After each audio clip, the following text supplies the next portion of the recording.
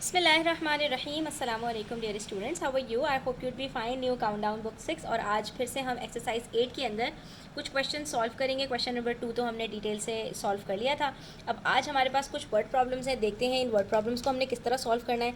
तो ये भी बहुत ईजी होते हैं, कोई मुश्किल बात नहीं है। आपने स्टेप बाय स्टेप सारी चीज़ों को अच्छे से समझना है और उसके बाद फिर हम इसको सॉल्व करेंगे इंशाल्लाह। समझना ये है कि हमसे यहाँ पर क्या कह रहे हैं, ठीक है। सबसे पहले कहा Shireen's father is 4 times as old as she is. यहाँ पर हमें शीरीन की एज नहीं बताई, ठीक है, और शीरीन के फादर की एज बता रहे हैं कि शीरीन के जो फादर हैं वो अपनी बेटी से 4 टाइम्स बड़े हैं। यानी अगर उनकी बेटी 10 साल की है तो उनके फादर की एज क्या होगी? 4 मल्टीप्लाई बाय 10, ठीक है। अगर शीरीन 12 साल की है तो उसके फादर की एज क्या होगी?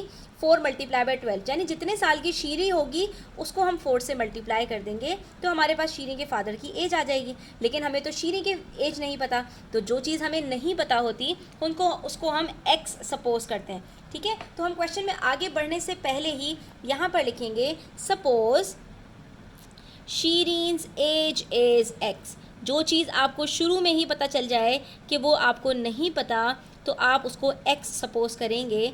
सो her father's age would be, उसके फादर की एज खुद ब खुद क्या हो जाएगी?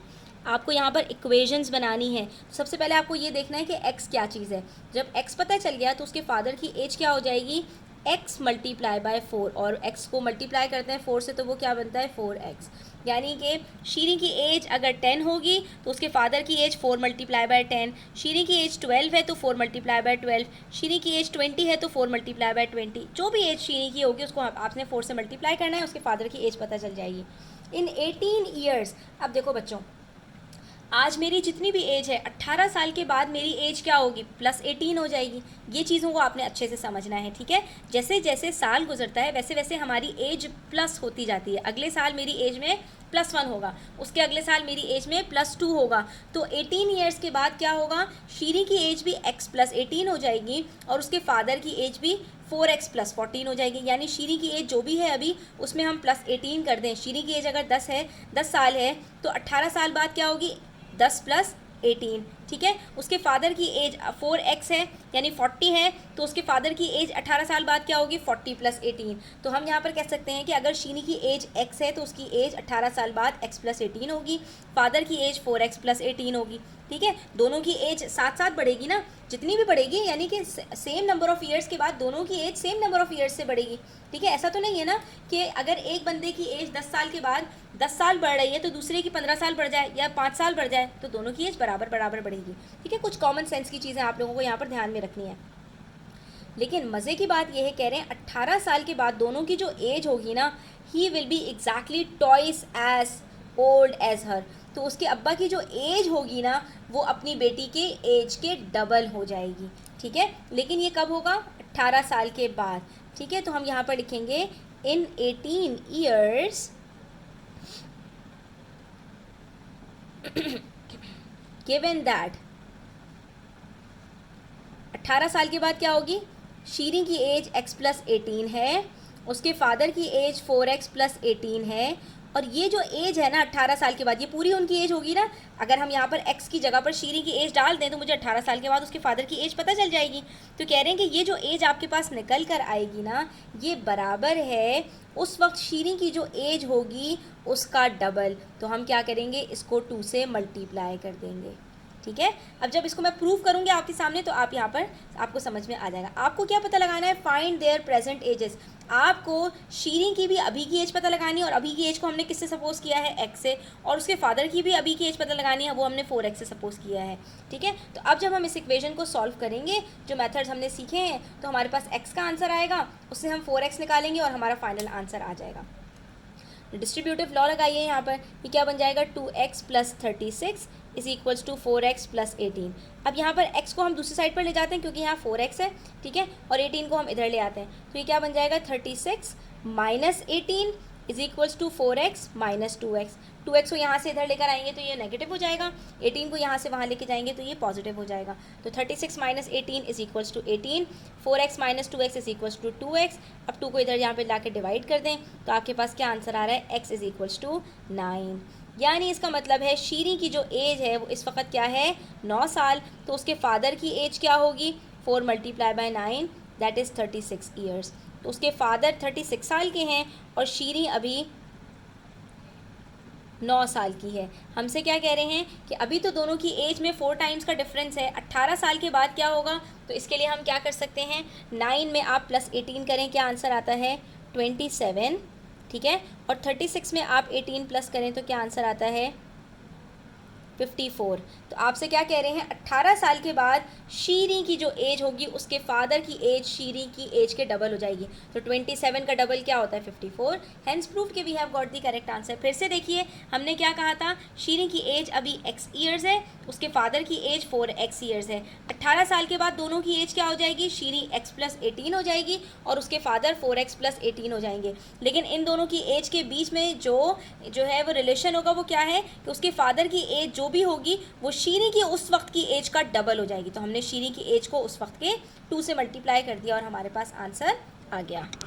नेक्स्ट क्वेश्चन में हमसे कह रहे हैं, a pole x metres long is broken into 2 parts. अब इन्होंने आपको बता दिया, एक जो है हमारे पास पोल है और उसकी लेंथ x मीटर्स है, यानी उसकी कुछ मीटर्स उसकी लेंथ है। One part is 3 metres long and the other part is 2x minus 17। अच्छा, इन्होंने जो ये x था इसके अंदर कह रहे हैं कि इसमें से x में से एक पार्ट 3 मीटर्स का था और दूसरा पार्ट 2x माइनस 17 था। तो इसका मतलब ये हुआ कि एक तरफ x है और दूसरी तरफ 2x माइनस 17 प्लस 3 है। ऐसा ही हुआ ना बच्चों। अब आपसे कह रहे हैं find the original length of the pole. तो आप ये बताओ कि उसकी ओरिजिनल लेंथ कितनी होगी।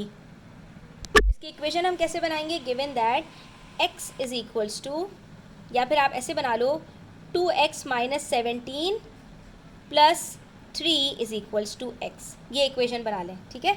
अब जब आप इसको सॉल्व करेंगे तो आपके पास खुद ब खुद x की वैल्यू निकल आएगी और आपको पता चल जाएगा कि वो जो पोल है उसकी लेंथ कितनी है, ठीक है। तो 2x को आप माइनस 17 प्लस 3 करें तो ये दोनों लाइक टर्म्स हैं, माइनस 17 प्लस 3 का आंसर क्या आएगा माइनस 14, ठीक है। अब आप x को इधर ले आएँ और माइनस 14 को इधर ले जाएं तो ये क्या बन जाएगा 2x minus x is equals to 14। Minus 14 इधर जाकर पॉजिटिव हो गया, x इधर आकर नेगेटिव हो गया, तो 2x minus x is equals to x is equals to 14। इसका मतलब है कि वो जो पोल है आपके पास वो 14 मीटर्स का है, ठीक है। तो अब यहाँ पर गौर से देखिए, ये पोल है हमारे पास 14 मीटर्स का। इसके अंदर कह रहे हैं इसको 2 पार्ट्स में डिवाइड कर दिया। एक पार्ट हो गया आपका 3 मीटर्स का, तो दूसरा पार्ट कितना होगा, दूसरा पार्ट आपका 11 मीटर्स होना चाहिए। और यहाँ पर इन्होंने हमें 11 के बजाय क्या कहा था कि आपका जो ये 2x माइनस 17 है ये जो है वो दूसरा पार्ट है। तो हमने कहा इसका मतलब है 2x माइनस 17 11 के बराबर होगा। तो आप यहाँ पर देख लीजिए इसको कि 2x माइनस 17 11 के बराबर आ रहा है या नहीं। x की जगह पर आप 3 रखिए तो आपके पास क्या आंसर आता है, एक minute, 2x is equals to 11 plus 17। तो 14 हमारे पास थी ना x की वैल्यू, हमने कहा था कि वो जो हमारे पास पोल है वो 14 मीटर्स का है, तो 2 को मल्टीप्लाई कर लें 14 से तो आपके पास वही आंसर आएगा जो 11 प्लस 17 का आ रहा है, यानी 28। इसका मतलब है हमारा आंसर बिल्कुल ठीक है। तो यहाँ पर इन्होंने हमसे क्या कहा था कि पोल 14 मीटर्स का है, उसमें से एक पार्ट 3 मीटर्स, जब आपने उसको तोड़ा 2 हिस्सों में तो एक हिस्सा 3 मीटर्स का रह गया, तो बाकी हिस्सा कितने का होगा 11 मीटर्स का। और यहाँ पर इन्होंने कहा कि बाकी जो हिस्सा है आपका वो 2x माइनस 17 है, तो 2x कितना होगा, 2x 14 का डबल होता है यानी 28। 28 में से 17 निकाल दें तो कितना बचता है 11। तो इसका मतलब है हमारा आंसर बिल्कुल ठीक आया है। ये वेरिफिकेशन के लिए होती हैं चीज़ें कि आपका आंसर ठीक निकला है या नहीं। बाकी आपकी जो x की वैल्यू आई है वही आपका फाइनल आंसर है। इन्होंने आपसे पूछा ये था कि find the original length of the pole, तो वो हमने ओरिजिनल लेंथ x से सपोज की थी, ठीक है। तो यहाँ पर हमारे पास x is equals to 14 calculate हो गया। अच्छा जी, नेक्स्ट क्वेश्चन में कह रहे हैं if a number is tripled and the result is increased by 5 we get 44, find the number. आपसे कह रहे हैं एक नंबर, अब जब भी ये नंबर की बात करें ना और नंबर आपको बताए नहीं तो आपने सब नंबर को सपोज कर लेना है। Suppose the number is x। एक नंबर था आपके पास, उसको ट्रिपल करने का क्या मतलब है, उसको आपने मल्टीप्लाई बाय 3 कर लिया, ठीक है। जब आपने उसको मल्टीप्लाई बाय 3 किया, ठीक है, और जो आपके पास आंसर आया यानी 3x, उसको आपने इंक्रीज़ कर दिया 5 से। इंक्रीज़ करने का मतलब क्या है कि उसके अंदर आपने प्लस 5 कर दिया, तो आपके पास कह रहे हैं वी गेट 44। तो अब जो आपके पास आंसर आ रहा है वो 44 है। तो फाइंड द नंबर, बताओ वो नंबर आपका क्या होगा। तो अब आपने इसकी सिचुएशन कैसे बनानी है बच्चों, सबसे पहले आपने यहाँ पर लिखना है let the number be x, ठीक है। सबसे पहले हम यहाँ पर ये सपोज करेंगे कि वो नंबर हमारे पास x है, ठीक है। देन उसके बाद फिर हम क्या कर रहे हैं, हमने नंबर को मल्टीप्लाई किया, 3 से नंबर इज ट्रिपल्ड, तो 3x and the result is increased by 5, so the final answer would be 44। ये आपकी इक्वेशन है, जब आप इसको सॉल्व करोगे x की वैल्यू खुद ब खुद आ जाएगी। ठीक है, तो ये क्या बनेगा, 3x is equals to 44 minus 5 which is 39, तो x is equals to 39 upon 3 which is 13। इसका मतलब है कि वो नंबर हमारा क्या था, 13 था। अब ज़रा इसको प्रूव कर लेते हैं। आपसे कह रहे हैं if a number is tripled, 13 को ट्रिपल करें तो क्या आंसर आता है, 13 multiply by 3 is equals to 39 and the result is increased by 5, और 39 में प्लस 5 करें तो क्या आंसर आता है, 44। तो हमारी बात प्रूफ हो गई कि हाँ जी हमें यही आंसर यहाँ पर मिल रहा है। इसका मतलब है वो नंबर हमारा 13 है।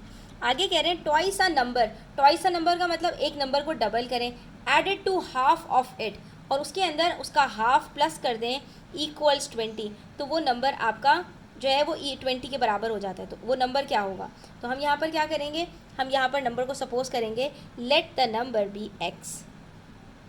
ठीक है, फिर से हम यहाँ पर यही सपोज करेंगे, और आगे कह रहे हैं twice a number added to half of it. Twice a number, उसका नंबर का ट्वाइस क्या होगा, तो हम यहाँ पर सारी चीज़ों को लिख लेते हैं। ठीक है, हम यहाँ पर लिखेंगे twice of it is equals to 2x, और half of it is equals to x upon 2। ठीक है, half of x is equals to x upon 2। ठीक है, और आपके पास यहाँ पर क्या दिया हुआ है, twice a number added to half of it. हमने क्या करना है, 2x को x प्लस 2 के साथ प्लस करना है। ठीक है, इक्वल्स टू 20, और इसको अब हमने सॉल्व करना है। तो अब इसको कैसे सॉल्व करेंगे, जब हम इसको सॉल्व करेंगे तो हमारे पास x की वैल्यू खुद ब खुद आ जाएगी यहाँ पर। तो यहाँ पर ये देखिए, यहाँ पर हम सबसे पहले तो क्या करेंगे, दो फ्रैक्शंस है ना, तो हमने सबसे पहले इनके डिनोमिनेटर्स को सेम करना है। यहाँ पर हम 1 लिखते हैं और इसको भी मल्टीप्लाई बाय 2 कर देते हैं, तो ये क्या बन जाएगा, 4x upon 2 plus x upon 2 is equals to 20।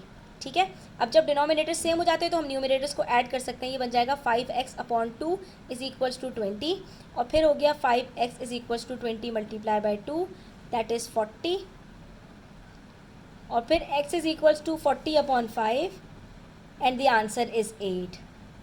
ठीक है, इसका मतलब है वो नंबर हमारा क्या था, 8। तो अब 8 का डबल क्या होता है, 8 का डबल होता है 16। ठीक है, प्रूफ कर लेते हैं अब आंसर। हाफ ऑफ 8 क्या होता है, 4। हमसे क्या कहा था कि if twice a number added to half of it, 16 को 4 के साथ ऐड करो तो उसका आंसर 20 आता है। तो आप 16 को 4 के साथ ऐड करके देख लो, आंसर 20 आ रहा है। इसका मतलब है वो नंबर 8 ही है।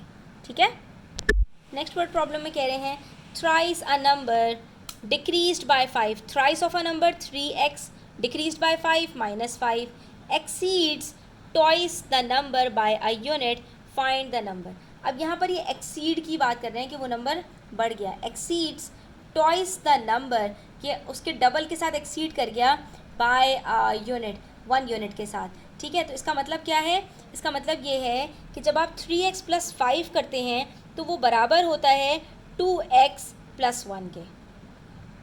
तो फिर हम इसको सॉल्व कैसे करेंगे, तो हम लिखेंगे thrice a number let the number be x, so it would be thrice a number decreased by 5 means 3x minus 5 exceeds, exceeds का मतलब कि ये बढ़ जाएगा twice the number by a unit. Exceeds का मतलब है कि ये बराबर है twice the number by a unit, यानी कि एक्सीड बाय 1, 2x प्लस 1 के बराबर हो रहा है। ठीक है, तो अब यहाँ पर हम इसको जब सॉल्व करेंगे तो 2x को आप इधर ले आएँ, ये बन जाएगा 3x minus 2x is equals to 1, और माइनस 5 को इधर ले जाएँ तो ये बन जाएगा plus 5, 3x minus 2x is equals to x is equals to 6। इसका मतलब है आंसर 6 है। आप प्रूव कर लें कि thrice a number decreased by 5, thrice of a number कितना होगा, 6 3 ज़ार 18। ठीक है, 6 3 ज़ार 18 है, इसको आप डिक्रीज़ कर दें 5 से तो ये कितना होता है, 18 माइनस 5 इज इक्वल्स टू 13। ठीक है, exceeds twice the number by a unit, twice the number कितना होता है, 2 6 ज़ार 12, तो ये एक्सीड करता है ट्वाइस ऑफ द नंबर से by a unit. By a unit का मतलब है कि 12 के अंदर प्लस 1 कर दो, तो अगर आप माइनस 1 कर दो 12 के अंदर, सॉरी 12 के अंदर प्लस 1 करो तो जो आंसर आ रहा है आपके पास 13। तो अब यहाँ पर आपके पास ये कह रहे हैं कि ये जो 18 है आपके पास, ये 13 में से 1 एक्सीड हो रहा है, यानी कि 1 इसमें से निकाल दो तो जो आंसर आता है उसका वो नंबर ट्वाइस बनता है।